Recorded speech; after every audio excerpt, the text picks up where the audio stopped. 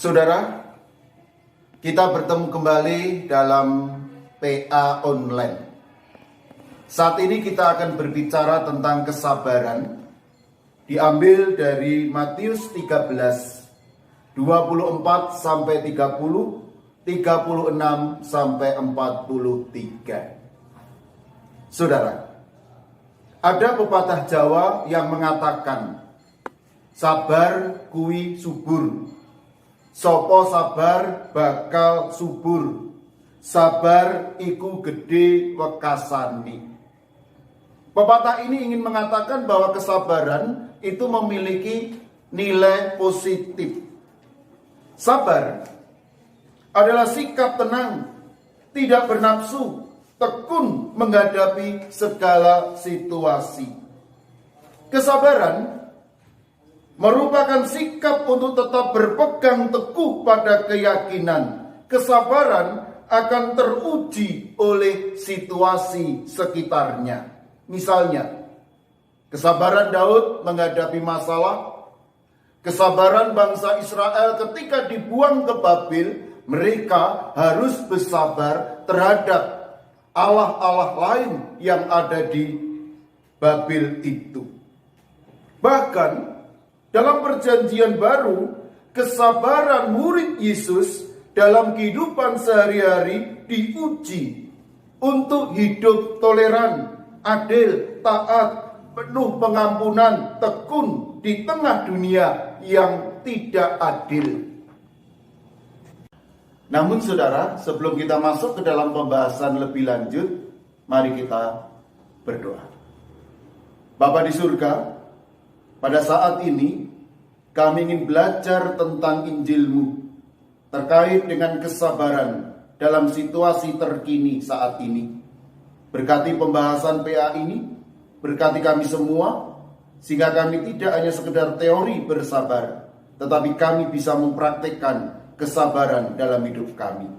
Di dalam nama Tuhan Yesus kami berdoa. Amin.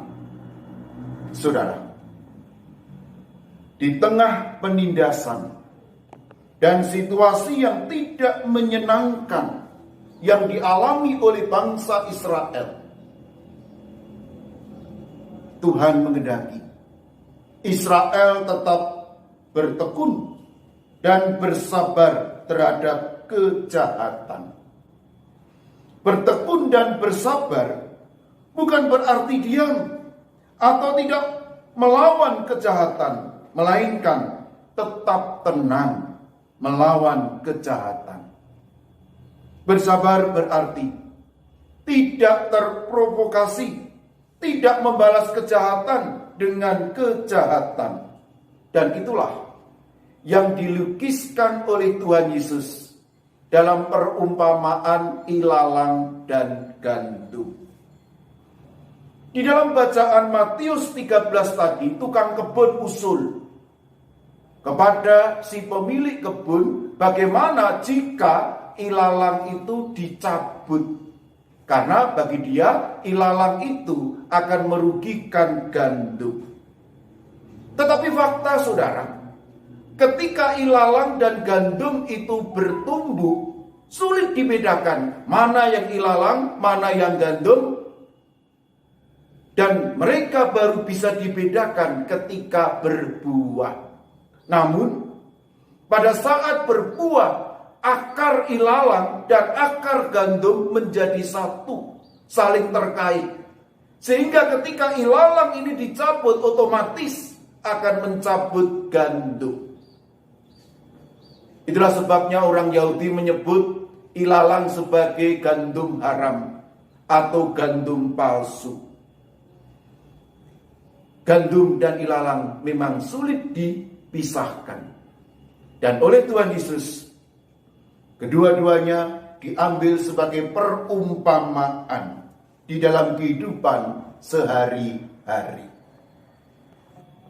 Saudara, dengan perumpamaan ini, Tuhan Yesus ingin mengatakan bahwa Ia yang menabur benih yang baik, si jahat menabur benih semacam ilalang yang sukar dibedakan dengan biji baik yang ditaburkan oleh Yesus.